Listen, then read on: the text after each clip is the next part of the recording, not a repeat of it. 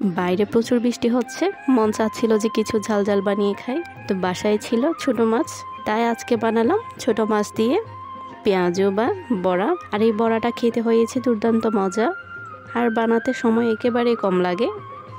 আজকে আমি আপনাদের 3 মিনিটেই বড়া রেসিপিটা শেয়ার করব। আর এটা খেতে হয়েছে দুর্দান্ত মজা, এটা ছোট বড় সবাই খুবই পছন্দ করবে। আসসালামু আলাইকুম, welcome back to my channel জাহিজ kitchen. চলুন আজকে রেসিপিটা তৈরি করি।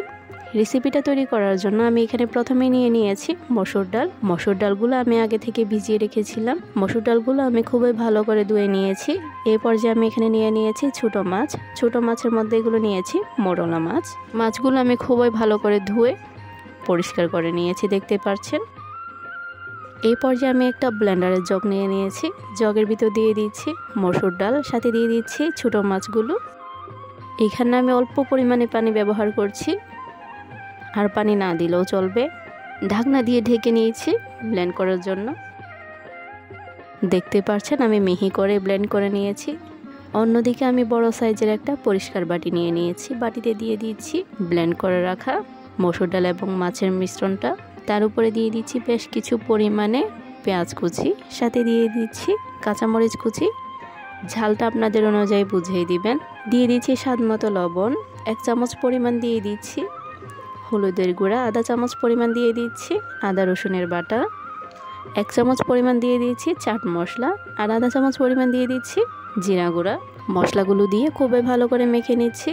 মিশ্রণটা খুবই ভালো করে মাখালে সব জায়গায় মশলাটা যাবে এবং খেতে হবে দুর্দান্ত মজা। আমি মিশ্রণটা খুবই ভালো করে মেখে নিয়েছি। অন্যদিকে চুলায় একটা আমি প্যান বসিয়ে দিয়েছি। প্যানে দিয়ে দিচ্ছি বেশ কিছু পরিমাণে তেল। তেলগুলো গরম হতে আমি তাতে হাতের সাহায্যে বড়ার মিশ্রণটা দিয়ে দিচ্ছি তেলের মধ্যে। মিশ্রণটা দেওয়ার সাথে সাথে এভাবে বড়ার উপরে তেল ছড়িয়ে দিচ্ছি। বড়াগুলো এভাবে ভাজতে ভাজতে এক পাশটা হয়ে আসলে আমি অন্য পাশটা উল্টিয়ে দিচ্ছি। বড়াগুলো ভাজতে বেশি সময় লাগবে না। প্রথমের দিকে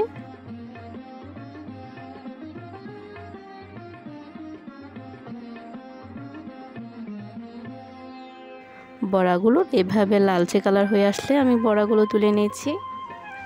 বাকি বড়াগুলো আমি সেমভাবে ভেজে নিচ্ছি।